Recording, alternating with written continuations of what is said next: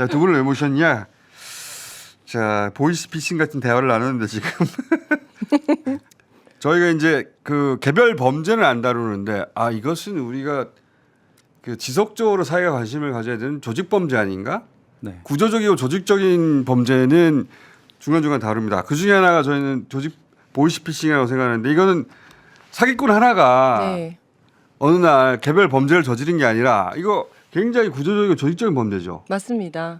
요즘 거의 기업화되어 있습니다. 막 그래요? 100명, 200명까지도 되고요. 그 정도 수준. 네, 네. 팀들도 다 나눠져 있고 그 관리하는 사람들, 근태 관리하는 사람도 있고 요즘은 출퇴근하면서 근태. 그렇죠. 근태 관리하고 요즘 당직조도 있고 당직. 그다음에 몇 번 했어. 네, 당직조도 있고 왜냐하면 심야까지 계속 전화를 받아야 되는 경우가 있기 때문에 당직조도 있고 심지어는 그 내부에 여성 조직원이 많기 때문에 성인지 교육까지 시킵니다. 복지도 너무 좋고 하여튼 거의 안에서. 기업화되어 가고 그 안에서 사고 나면 안 되니까 맞습니다. 예. 성인지 감수성 네. 시켜가지고 내부 사고 안 나라고 사고 안 나게 하고 그래서 복지도 좋아요. 복지도 좋고 아니 이렇게 홍보를 야. 하면 안 되지만 어쨌든 그 정도로 기업화되어 있습니다. 아, 근데 이제 실질적으로 또 도주나 이런 부분을 못하게 하기 위해서 거의 경찰, 사법 경찰의 역할을 또 하면서 뭐 감시하면서 다른데 외출이나 사법 이런 부분을 절대로 못하게 하는 역할까지도 자기들 내부적으로 분담을 해서 하고 잠깐만요. 있습니다. 우리는 잘 모르니까. 네. 근데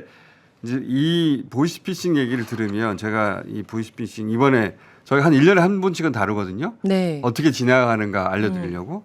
근데 이번에 모신 이유는 뭐냐면 지금 말씀하신 케이스 최근에 보도됐는데 어떤 여성이 그 숙박업소에 혼자 네. 들어가가지고 자기 셀프 감금하듯이 남자친구인지 하여튼 연인이 이상하다고 네네. 이거 바람이 났나? 이게 아니고 네네.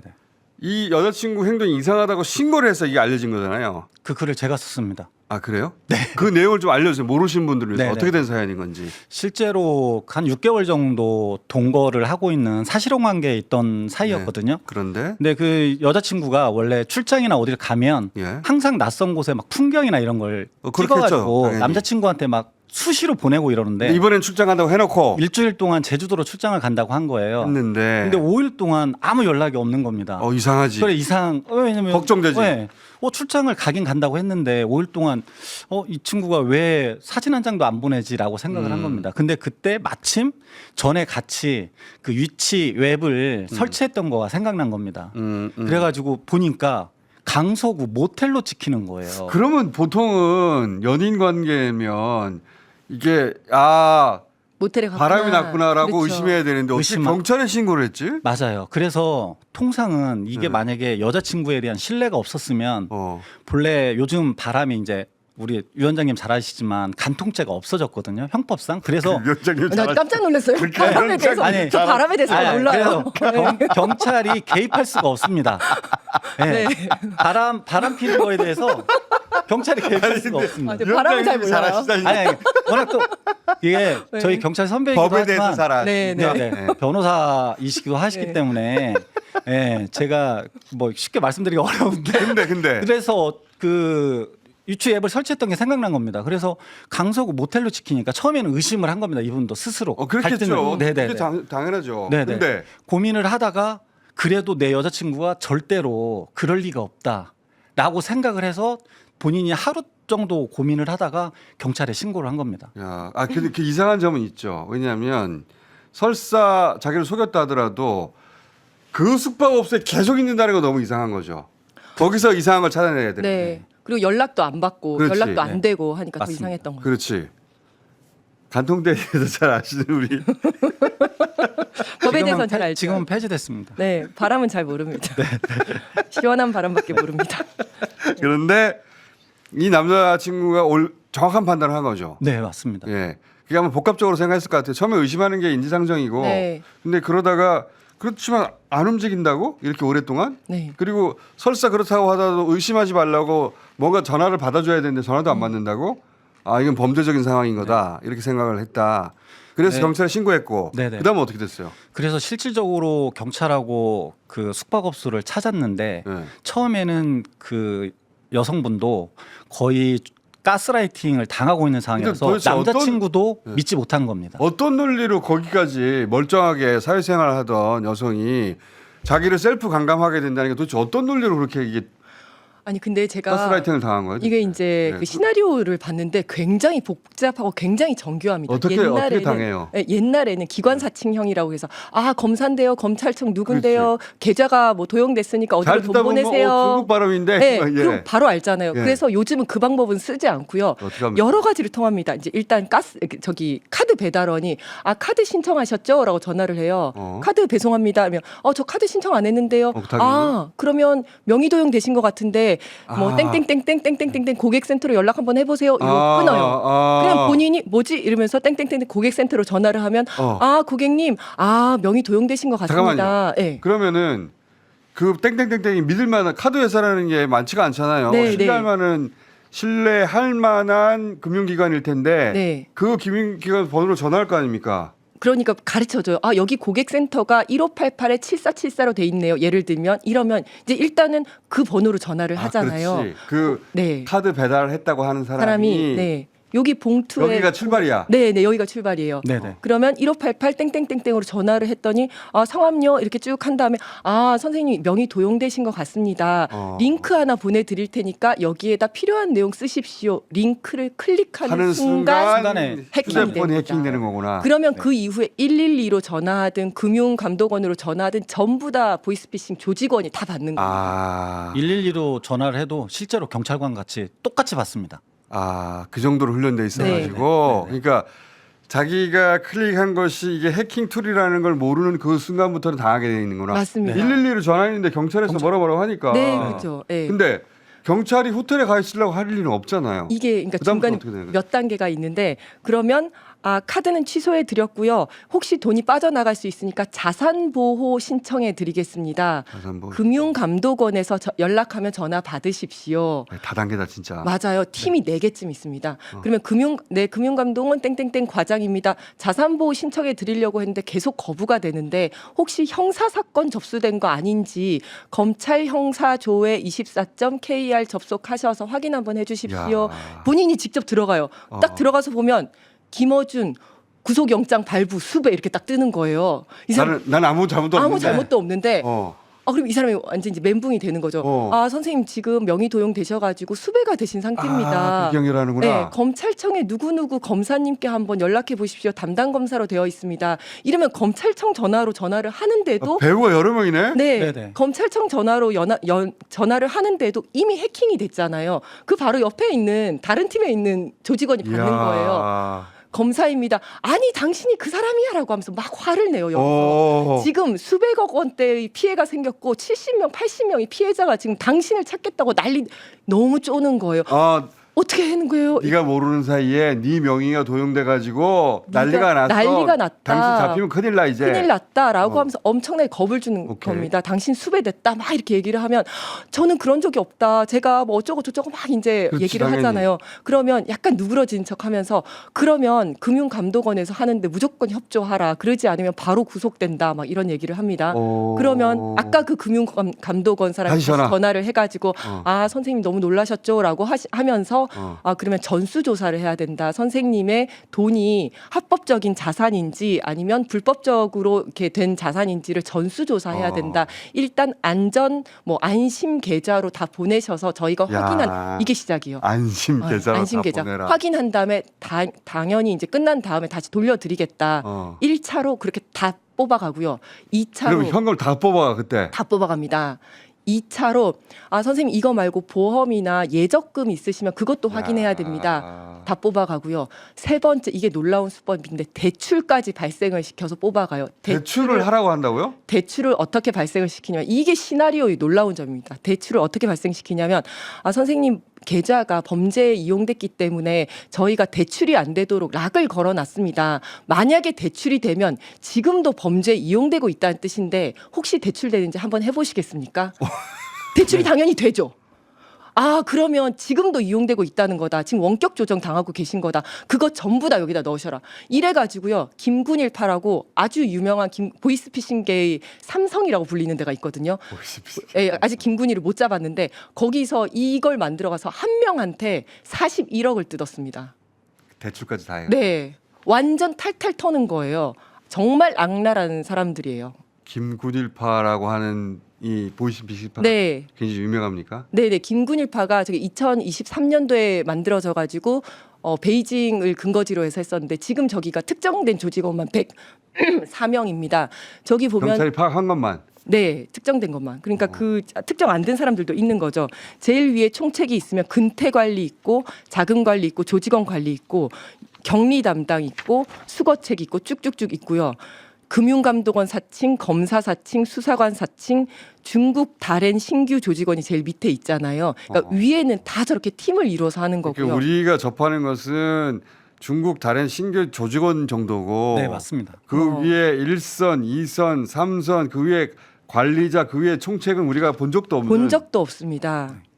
그리고 여기서 얼마나 이 사람들 그 관리를 잘하고 교육을 잘 시키냐면 이 제일 처음에 꼬셔가지고 워크숍을 합니다. 그래서 중국에 보내가지고 몇 박 며칠 거의 한 달 정도 워크숍을 하면서 한국에서 수집해 한국에서 모집해서 모집을 해가지고 여기서 이제 약간 속임수가 들어가기도 하는데요. 뭐 중국의 뭐 다른 뭐 투자라든지 이런 식으로 속임수가 들어가기도 하는데 어쨌든 보내서 관광과 유흥을 시키고 워크숍 할 때는 보통 대기업이 하는 것처럼 우리 기업이 어떻게 성장해 왔는지, 우리 기업의 정상적인 목표는 기업처럼 뭔지, 삐까뻔쩍하게 우리 기업의 목표는 뭔지, 그다음에 성과를 내면 보상이 어떻게 따라오는지 이러면서 자부심을 심어주고 그다음에 관광, 유흥 이런 거 시키면서 3개월만 일단 해봐라 거금을 주면서 그러면서 교육을 시킵니다. 그리고 교육할 때는 진짜 제대로 이렇게 보이스피싱 했던 것들 녹음 들려주면서 잘된 케이스, 못된 케이스. 근데 어떤 순간에 딱 내가 보이스피싱 업계에 라는 지금 것은 알게 되죠. 들어왔다는 걸 딱 알게 되잖아요. 네. 그런데 그 보상이 너무 커가지고 보상이 크고 그렇죠. 3개월만 해봐라라고 하면서 한 달에 얼마씩 주겠다. 굉장히 큰 돈을 제시를 하는 얼마나 겁니다. 주기를 그래요? 그건 저도 잘 모르겠습니다. 그러니까 이게 막 굉장히 다른데 여기 같은 경우에는 굉장히 큰 조직이고 아주 영세한 조직들도 있습니다. 아주 작은 조직들도 있고 한데 돈을 제시하면서 3개월만 해봐라 이러면 3개월만 바짝해서 내가 돈 벌고 가야 되겠다 이런 생각을 하는데 그 다음부터는 출퇴근 관리하고 여권 뺏고 약간 이제 이런 게 되는 거죠. 더 이상 네. 벗어날 수 없게 되는 이 보이스피싱 실제 검열이 얼마나 됩니까? 실제로 현저하게 좀 굉장히 낮아서 네. 그런데 지금 말씀하신 부분에 대한 그 피해자를 제가 마침 지난달 말에 만났거든요. 예. 근데 그 피해자 이런 같은 식으로 경우에 리크루팅 돼가지고 네, 지금 위원장님 하신 거의 그 유형입니다. 위원장님 현직을 떠나신 지가 꽤 되셨는데도 최근 지난달의 사례까지도 너무 정확하게 꿰뚫어 보고 계시거든요. 근데 대출이나 이런 부분 같은 경우도 제가 지난달에 만났던 피해 여성 같은 경우도 네. 직장 이제 3년 한 여성이었거든요. 네. 그래서 대출 2천만 원 받고 3년 동안 본인이 적금 들은 1,200만 원 해가지고 하여튼 자기가 가지고 있는 전 재산을 다 털린 거예요. 네. 자기가 대출 받을 수 있는 것까지 다 털린 거예요. 네, 완전 털릴 위기에 있었는데 1,200만 원은 이미 입금을 했고 네. 그리고 본인이 그 주말에 입금을 하다 보니까 그 은행 그 제가 말씀드려도 되나요? 어떤 특정된 은행인데 상관없죠. 예. 네, 신한은행인데 신한은행 피싱 범죄 예방팀이 있는데 그게 본점에 있거든요. 네. 거기에서 이상하다고 생각해서 그 여성한테 주말에 전화를 한 거예요. 네. 그 팀에서 네네, 거래 직접. 유형이 이상하다고. 네네네. 근데 그게 제가 잘했다라고 생각하는 게 그분들이 전화해서 이제 고객하고 통화를 하는데 너 돈을 왜 이렇게 주말에 계속 600만 원씩 찾냐? 계속해서 지금 너 무슨 현금으로. 일 있냐? 근데 이 피해 여성이 저 곧 결혼하는데 예식장 측에서 현금으로 납부를 하면 10%를 할인해 준다라고 했다는 거예요. 이게 처음에는 사실 누구나도 믿기 쉽거든요. 그럴 수도 근데 있다 싶은데. 그러면 일단은 계좌를 차단해 놓을 테니까 월요일 날 지점에 너가 그 결혼을 증빙할 수 있는 청첩장이 됐다던가 아니면 뭐 남편하고 웨딩 사진을 찍은 그러니까 현금을 사진이나 계속 뽑아가지고 뽑아가니까요. 네네. 뽑아가니까 네네. 그리고 하루에 현금을 뽑을 수 있는 액수가 네, 정해져 정해져 있으니까 있습니다. 네. 근데 계속 그렇게 계속 뽑으니까 감금을 시키는 이유 중에 하나도 하루에 계속 감금시켜 놓고 일정 금액을 장기간에 걸쳐서 계속 인출하게 할 목적이거든요. 한 번에 600인가밖에 못 뽑으니까. 네네, 못 뽑으니까.